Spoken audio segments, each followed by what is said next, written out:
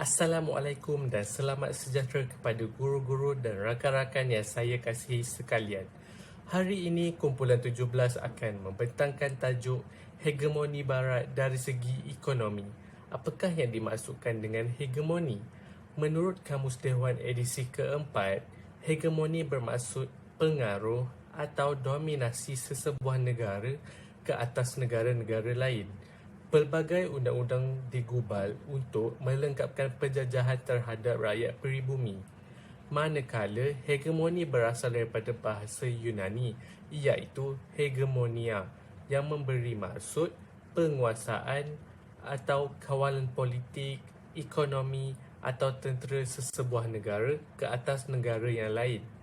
Negara yang dominan dikenali sebagai hegemon. Ia merupakan satu konsep yang datang daripada pemikiran barat merujuk kepada penguasaan menyeluruh. Secara jelasnya, hegemoni sebenarnya bermaksud konsep dominasi oleh satu kelompok terhadap kelompok lain dengan cara tidak menggunakan paksaan atau kekerasan. Menurut Fatih Aris Omar, ia dilihat sebagai pendudukan akal, jiwa, jasad melalui kaedah memujuk atau meyakinkan. Dalam teori antarabangsa, hegemoni menandakan keadaan kuasa tentera mencukupi untuk menewaskan bakal-bakal pesaing dengan cara sistematik, mengawal akses kepada bahan mentah dan asimetri bahan besar memihak kepada satu negara sahaja.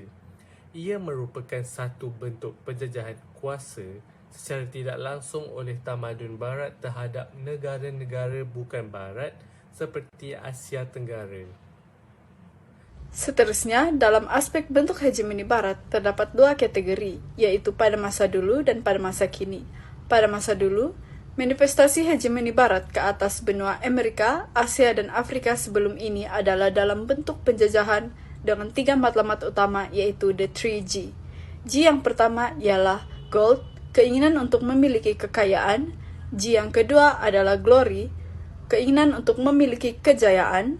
Dan G yang ketiga yaitu gospel, keinginan untuk menyebarkan agama. Kemudian, hegemoni barat pada masa kini. Globalisasi ekonomi ialah satu kod undang-undang ekonomi seragam yang diamalkan dan digunakan oleh seluruh masyarakat di dunia. Ia membawa kepada penghapusan halangan ekonomi antara sebuah negara dengan negara lain pada kadar yang amat pantas, terutamanya dalam 3 aspek utama ekonomi, yaitu perdagangan, keuangan, dan pelaburan. Globalisasi berlaku dalam ketiga-tiga aspek ini apabila dasar-dasar kerajaan yang mengawal ekonomi asing daripada mempengaruhi ekonomi tempatan semakin longgar dan ekonomi tempatan terpaksa mengikut rentak ekonomi asing yang akhirnya meminggirkan ekonomi tempatan. Ia berlaku dengan mudah akibat perubahan teknologi di mana wang boleh dipindahkan, mata wang diniagakan, dan saham boleh dibeli dengan mudah. Dalam globalisasi ekonomi, kadar mata wang yang tidak tetap dan pasaran modal terbuka, spekulasi mula muncul dan membawa kepada manipulasi mata wang dan saham. Seterusnya, konsep hegemoni barat dalam ekonomi. Terdapat 2 konsep, yaitu kapitalisme dan liberalisme. Kapitalisme adalah sistem ekonomi yang mana perdagangan, industri, dan alat-alat produksi dikendalikan sepenuhnya oleh pemilik swasta tanpa sebarang gangguan kerajaan dan hanya bermatlamatkan keuntungan. Manakala liberalisme pula ialah ideologi dan pandangan falsafah serta tradisi politik yang mendasar kepada kebebasan dan kesamaan hak. Seterusnya, antara faktor bagaimana hegemoni barat dalam ekonomi berlaku. Faktor yang pertama, negara-negara kuasa besar seperti Amerika Syarikat, United Kingdom, Eropah, termasuk Jepun telah menguasai dan mengawal kegiatan perdagangan antarabangsa. Faktor yang kedua, perkembangan revolusi perindustrian di Eropah telah menyebabkan permintaan bahan mentah yang sangat tinggi. Oleh itu, bagi memastikan bekalan mencukupi, mereka mengeksploitasi sumber bahan mentah negara-negara Asia seperti biji timah, getah, dan kayu jati secara berleluasa. Yang terakhir, mereka mendominasi penggunaan sumber semula jadi, pengeluaran hasil perindustrian, perkembangan sains dan teknologi, dan sistem kewangan antarabangsa. serta menjadikan negara-negara kecil ini sebagai hub pasaran perdagangan antarabangsa. Seterusnya, cara berlakunya hegemoni Barat dalam ekonomi. Pertama, sistem dan peraturan kewangan antarabangsa telah dikawal oleh syarikat-syarikat kewangan gergasi, bank-bank, pedagang mata wang dan spekulator antarabangsa Barat yang disokong oleh International Monetary Fund (IMF), World Trade Organization (WTO) dan Bank Dunia.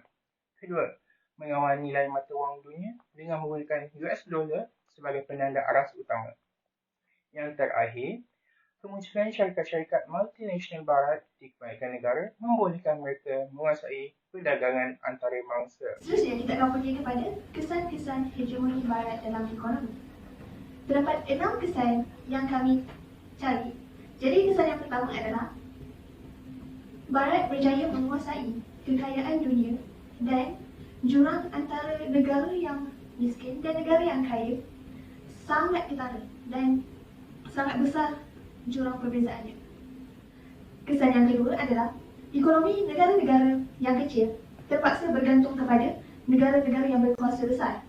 Sebagai contoh, negara-negara Amerika Syarikat, negara-negara England, dan ketiga adalah IMF dan WTO adalah satu bentuk penjajahan baru di sebalik perdagangan tanpa sempadan atau dikenali sebagai ekonomi globalisasi. Yang keempat adalah negara-negara yang membangun dan mundur bergantung kepada negara barat kerana mereka tidak mahir menggunakan teknologi yang tinggi dan juga mereka kekurangan tenaga buruh.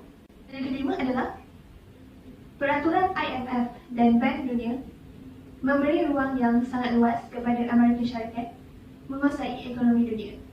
Dan kepada kesan terakhir adalah Barat menubuhkan syarikat-syarikat multinasional yang beroperasi seluruh dunia bagi memastikan ekonomi dapat dikawal oleh Barat.